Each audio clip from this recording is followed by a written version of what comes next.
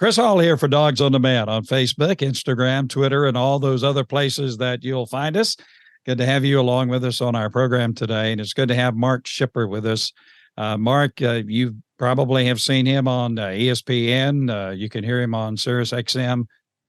He's a right. Let me read off your resume quickly here, Mark. Writer, reporter, sports writer, photographer, editor, filmmaker. Did I leave out anything? Are we good? Yeah, I want to know who wrote that for me. Is that on LinkedIn or something? It's somewhere. I found it somewhere, and I said, "Man, this guy's impressive." Wow. I'll take it. I have done all those things. To what level I do those things is up for debate. Right.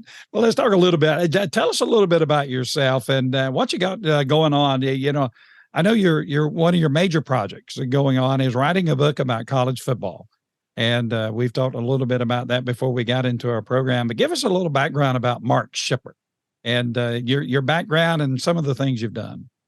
Yeah, absolutely. I was born in a college town. I was born in Iowa City, Iowa, and a lot of family connections to the University of Iowa. So I got my college football early with the Hawkeyes. And the people I grew up with, of course, were there for the great Hayden Fry seasons, the Big Ten titles, the bowl games, the NFL players, the fun at Kinnick Stadium. So I was really kind of baptized into college football from a very, very young age. I grew up in Minneapolis with the Gophers were the local team, but the Gophers football program was terrible. So I was a Hawkeye in Minnesota. And so being from there, grew up in Big Ten country, absorbed the Big Ten, but from a young age, I played football starting in third grade. And from a young age, college football was the game that I really loved. I was fairly indifferent to the NFL. I enjoyed the football, but I loved college football. So the SEC was important to me. The Pac-10 was important to me. The Big 8, Big 12 was important to me. And while this is a highly regional game, I really absorbed college football as a big sort of national pageant, and it became something that's with all the other interests and all the other things I've done. College football's always been with me, so that's kind of how I come to this from a college football perspective. Cool. Now you went to UCLA. You're Bruin. There you go. Yep, that's right. Yeah, Pac-12's having some challenges these days, but maybe you can straighten them out. Maybe you can put 2 cents. I do my best, Chris. They I need to get the red phone, the hotline, and get to the top brass and let them know what they need to do differently. I could have maybe fixed this. Well, tell me about your website, fifth downcfb.com. Tell me about your website. Yeah, so when I started this book project, I'm doing a ton of research. I'm looking out in front of me, and I've got a bookshelf full of books on college football and magazines and all the stuff I was working on. What I realized writing this book is I'm going to have a tremendous amount of research runoff, almost like how they say they make the hot dogs. You know, they throw in all the leftovers and you get a nice hot dog at the end. So Fifth Down CFB started out as kind of a place for the hot dogs. Research runoff that I turned into articles that I was putting out onto social media and onto the internet to give people an idea what I was doing with this book project. So that website, you'll find a bunch of articles on college football, giving people some historical context on the game and how I'm trying to show that in this book. And then I ended up putting radio appearances on there. I'm adding videos that I've recorded on the road and published on YouTube. And so it's a place to go for some kind of some college football stuff you probably won't see at the mainstream sites that are covering the day-to-day action of the game. It's kind of a broader historical look at college football. Yeah, it's kind of I love the website. It's got a lot of history to it. I was kind of interested in hearing the story of Georgia Tech beating Cumberland College 222-0. Living in Georgia, we've all heard about that, and what a story that was. Of course, you know, we're a Georgia podcast and for Dog Nation. So now you're writing the book, and what is going to be the name of your book that you're writing? You know, I don't have a title yet, but I'll tell you what, when I was doing this, when I would talk to different radio people, different PR people at universities, sports information directors, I started calling it the American Odyssey, because a big part of my contention is that college football unites this country and binds its history together in a unique way. So I called it the American Odyssey because I traveled coast to coast for this book.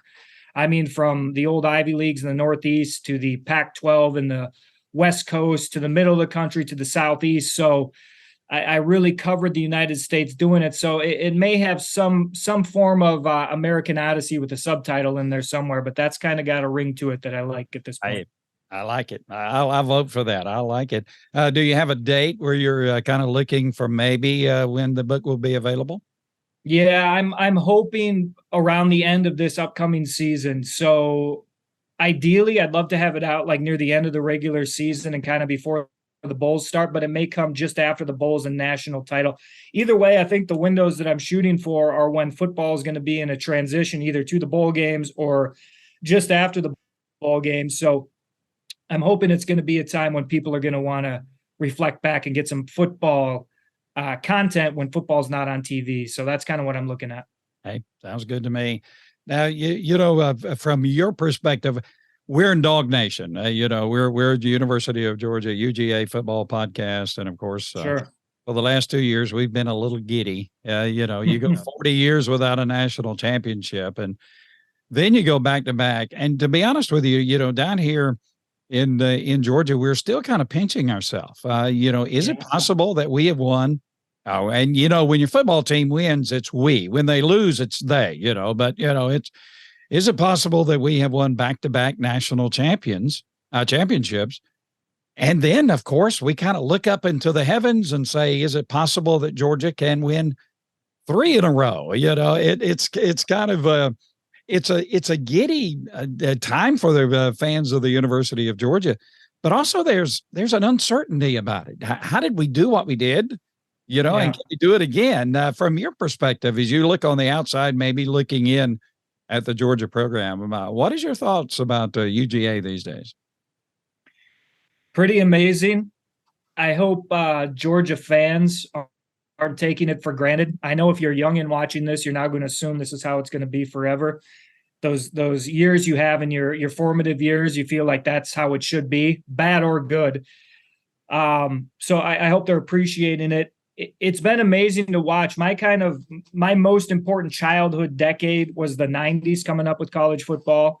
And so I knew Georgia as it really kind of flattened out into kind of a mid-tier SEC school. They couldn't get the right coach, and they always had excellent players on the roster, at least at certain positions, but they never really broke through to the next level.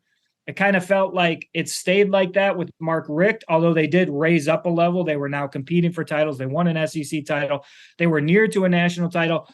But like you said, the 40 years, I think for a lot of people, it felt like Georgia was kind of that team that was going to be good, approaching great, but never broke through. And then all of a sudden they broke through in a huge way. And now they're the dominant team in the country, toe to toe with Alabama, and people are trying to decide which has the better program. And of course, no coincidence that Kirby Smart came from that program and brought a lot with him. Yeah. We hope it continues around here. We really do. And I wanted to kind of get your perspective. I think since the pandemic, college football has changed so much. Before the COVID pandemic, we didn't know anything about an NIL deal or a transfer portal. The conferences were pretty stable. You didn't have defections and additions, and the playoffs were stable. You had 4 teams making the playoffs. Now they'll be expanding. Tell me your thoughts about college football these days, and just it seems like in such a short amount of time, college football has drastically changed in many ways. What do you think about that? Yeah. I call it a revolutionary moment, and it's kind of a revolutionary era. This stuff that's happening has apparently come on fast, but it's been a long time coming. It's been building over many decades. I would say it entered sort of the countdown phase after the Supreme Court decision in 1984 that freed up television, where schools were free to make their own TV deals. From that point on, once they figured it out, it took 7 or 8 years to really get it together. But once they did that, the TV money really started escalating. The organization started escalating. The BCS came in 1998. And I think at that point, when the money in college football went to a different level, is when we started to head towards the expanded playoff and everything we're seeing now. When I started this book, one of the reasons I chose to do this book now is I felt this earthquake coming. And it was when the season shut down for the COVID pandemic. And it was actually one comment that really sparked the thing in my mind. And it was Kevin Warren up at the Big Ten when he said the Big Ten did not consider economics in making our decision to cancel the season. And I thought, if Kevin Warren did not, and the Big Ten did not consider economics in canceling this season, then everyone running the Big Ten should be fired. Yeah. Because college football is a massive economic engine. It's a huge part of this sport, whether we like it or not. It has been for a long time. And when he said that, I started to think about what the 2020 COVID season was showing, which is we'll play with empty stadiums so long as the games can be on TV, and we're going to find a way to play our season and play our postseason. I never want to see a college football season canceled. I'm not saying that's a bad thing. But what I said at that point is college football is absolutely in the entertainment business as much as it is in the campus collegiate experience business.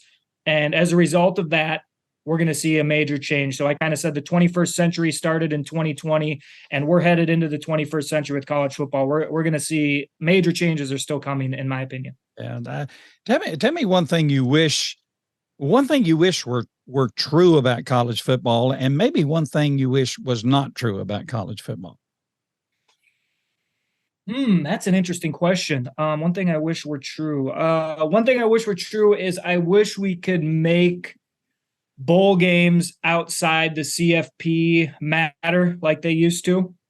I wish that was true. I wish we could halt the playoff or go back to even a pre-BCS era where he had mythical national titles and votes. I wish that was true. We were still playing the old style of college football, because I think once we hit 98 in the BCS, we're on an inevitable course towards what we're seeing now.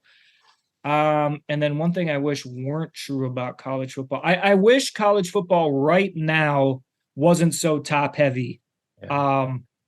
I think we're playing in the most top heavy era of the game since the 1890s and early 20th century with the big three of Harvard, Yale, Princeton. I think talent has been stockpiled in one spot. I think attention has been stockpiled in one spot. And I think all of that has contributed to the situation we're finding ourselves in now with the Big Ten taking teams from the West Coast for sort of economic and future-looking reasons as much as anything else. I think that's kind of why we're in the situation we're in now. So off the top of my head, that's what I'd say on those two. It's college football. You know, we love the game, and we love watching the game and going to the games, but you know, I wish it would slow down. It seems like every time you turn around there, boom, here's something new, you know, some school that's been a part of a conference forever, all of a sudden decides from the West Coast to become a part of the Big Ten. For an old guy like me, I want it to slow down a little bit. I love the old days. Tell me a little bit about your predictions for the upcoming season. Right now, you know, I know you've done a lot of research. Different conferences, you have a kind of a national look at college football. You know, just bring out your crystal ball. What do you think about the upcoming season? What do you think we're going to see for this season? Yeah, I think probably more of the same. What we've seen of recent vintage. I think Alabama, Georgia, in the SEC, LSU has a shot at that. Brian Kelly. There are many things you can say about Brian Kelly, but one thing you can't say is that he's not a good football coach.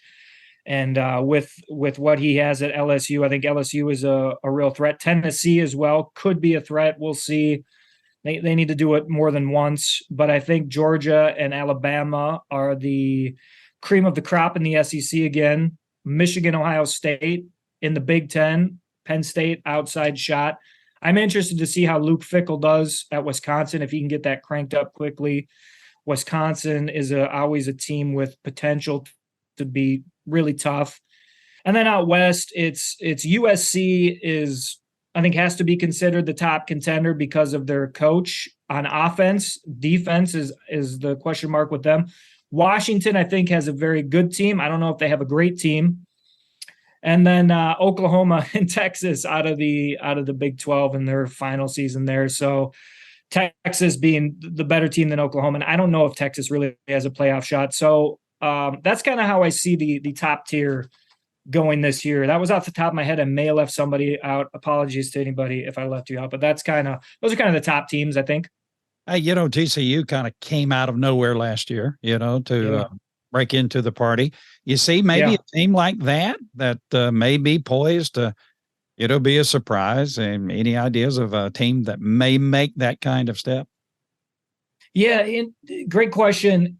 Really interesting question. I haven't really looked at I haven't gone through the horse sheet yet and found the dark horse in the race yet. But it's a great point because there always seems to be a program that looks like they could be pretty good who finds some kind of leader at quarterback or some kind of just mojo where they win games and really have an opportunity at the playoff.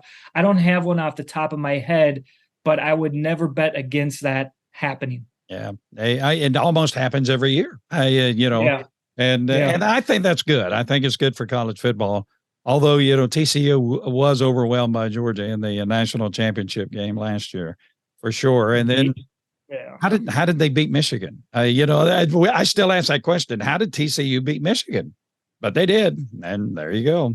I think Michigan beat Michigan last year. That was an extremely they made some really almost kind of fatal mistakes early in that game. It was kind of amazing Michigan got back into it. That's how good a team Michigan was, but they beat themselves, in my opinion. Yeah. Tell me about your favorite rivalries in college football. You're a history guy and you've been studying college football. There's some great rivalries. Obviously, Georgia has them, with Florida and down in Jacksonville and Tennessee and Auburn and that kind of thing. Tell me about your favorite rivalries in college football. Well, college football is made up of rivalries, in my opinion. When you're talking about the sport of college football, you're talking about the rivalries. Everything kind of falls below that when you're selling the sport, organizing the sport, trying to tell people what makes this sport interesting, because rivalries are regional, they're personal, they involve proximity and history. So the book I'm writing is actually foundationed in rivalries.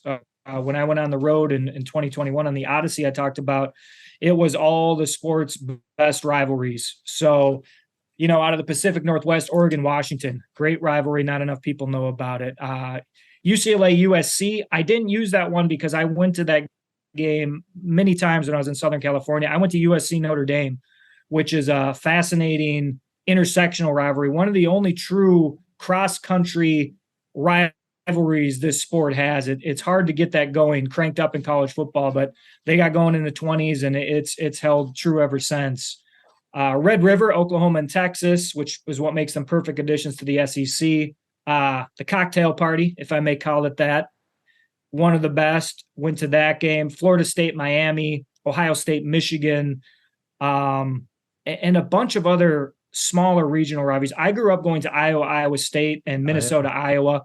Play for the Floyd of Rosedale. Those are great. I would say, it wasn't exactly your question, but if you're trying to get into college football, look for your local regional rivalry and go to that game, and you will get the flavor of what this sport's about and why it's been so loved since 1869.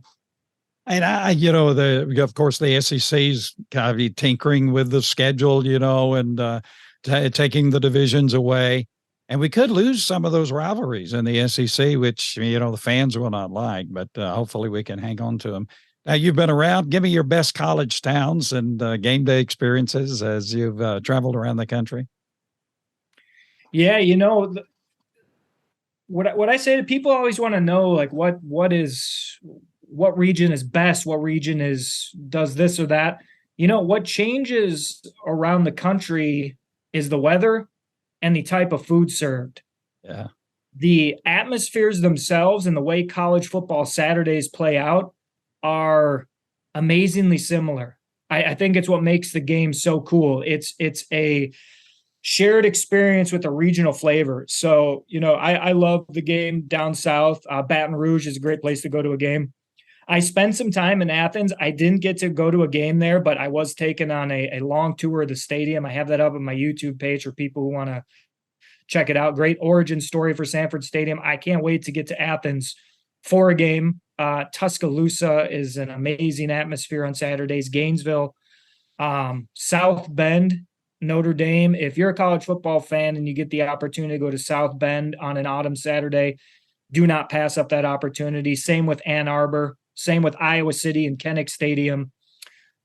Even get out west, Husky Stadium, Yeah. Autzen Stadium, Oregon's home stadium.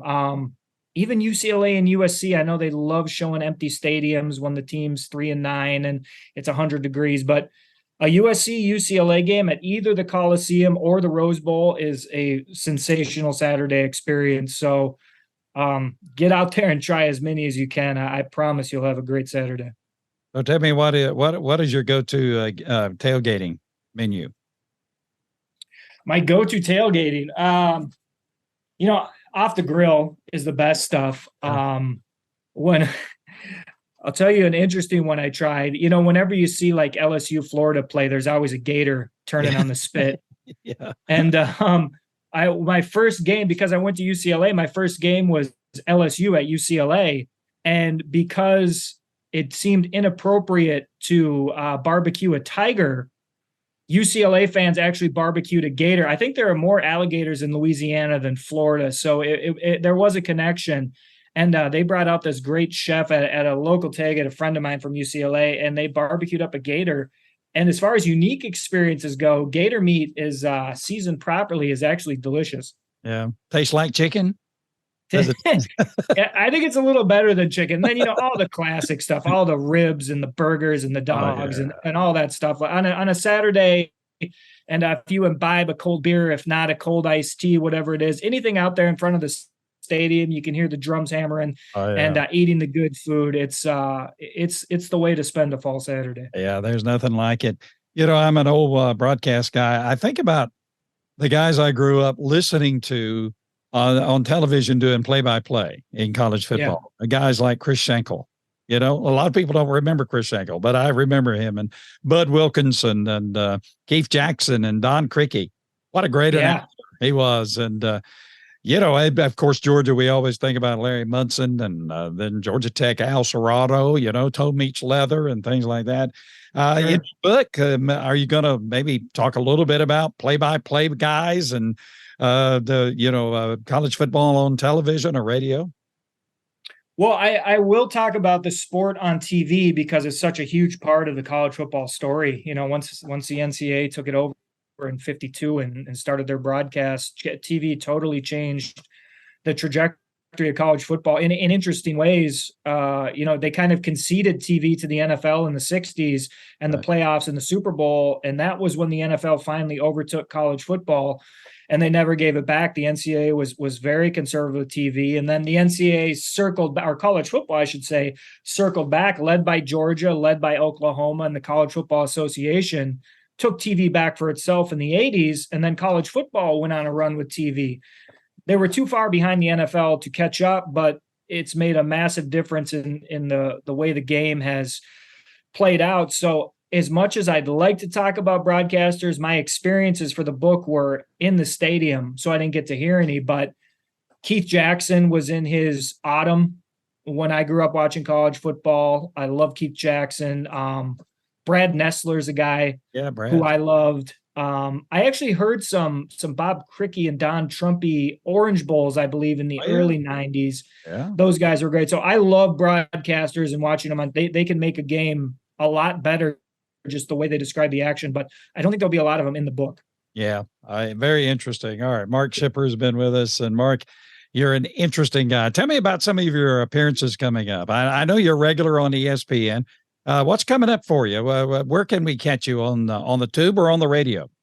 Yeah, I wouldn't call myself a regular on ESPN. I've been on Feinbaum simulcast, and I'll be back on there with the book. And then Sirius XM, I appear on the SEC, the Big Ten, the Pac-12 channels over there. The best way to keep up with what I'm doing is probably on my Twitter account, Fifth Down CFB. I'll announce appearances there. So, radio guys, a lot of times radio guys get breaking news or some storyline and they call somebody in to talk about what's going on. So I don't have a regular slot lined up right now. I'm really working on the book, but whenever I go on, I pop it on Twitter, and then I usually repost it later from a YouTube video. So that's usually how I do it. Tell me your favorite story from college football history, right quick. What's one of your favorite stories from the history of college football? Wow. There's so many great Yeah, I know there's stories. so many. Maybe just hone it down to maybe one or two. How about a Georgia story? Yeah, let's do it. There are a couple things about Georgia that fascinate me. Your great players from back in the 40s, Frankie Sinkwich and Charlie Trippi. They're interesting guys because they come from Ohio and Pennsylvania, and Georgia went up and got them, which was a regular thing at the SEC at that time. I'm going to do a short video on that. So maybe people, if you're interested in that story, you can catch that later. My favorite Georgia story is the Sanford Stadium founding. That's Georgia's connection to the hearth of college football, the birthplace. Georgia, I think the first four presidents of Georgia were Yale guys. And when Georgia really got interested in football, they were fortunate enough that Yale, who did not often play outside their rivals and almost never outside their region, it was just an Ivy League thing. They were very pompous about making people come to see them. Georgia went up 4 times and played Yale. They lost all 4. But then Georgia decided to build a stadium in the late 1920s, and they invited Yale down for the opening. Yeah. And Yale accepted. I cannot emphasize how rare that was for Yale to leave the region, and to go way down south was even more rare. So Yale gets there, they bring the band, they bring the big crowd.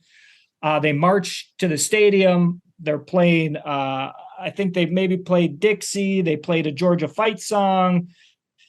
They brought the crowd with. They played a game. Georgia upsets Yale. Georgia's great player, writing his last name, Catfish, Vernon Catfish. Yeah. Hunter? Yeah. Nah, Catfish Hunter is the pitcher. Who am I thinking of? Yeah, I remember the Catfish guy. Yeah, I do. Yeah. Yeah, Catfish. I think he scored all 15 Georgia points. The guy's name is Catfish Smith. They shut down Yale's star, Albie Booth, who was a huge national star. Dr. Sanford, who the stadium's named after, sold 30,000 tickets for $3 each for $90,000. Here's where the story gets great, because my contention is college football helped reunite this country after the Civil War, and it has helped unite this country culturally ever since then. Georgia puts on a banquet. Yale, their delegation, their team go to the banquet. Georgia presents half the check, $45,000. Thanks, Yale, for coming down. The Yale delegation rises to accept it and says, we'll take expenses to come down and see you. You take our half of that check and you pay off your stadium. And that was kind of the apex of the Yale-Georgia relationship in early college football. And it's one of my favorite stories because this game spread out from the East, from the Ivy League. And for Georgia to be connected directly to that very beginning of college football, I think is particularly for a team in the South got going later than the rest of the country. I think that's a very special Georgia connection to the beginning of this sport. Sounds like a movie to me. Sounds like we need to make a movie, you know? I think we should. Yeah, I think we should too.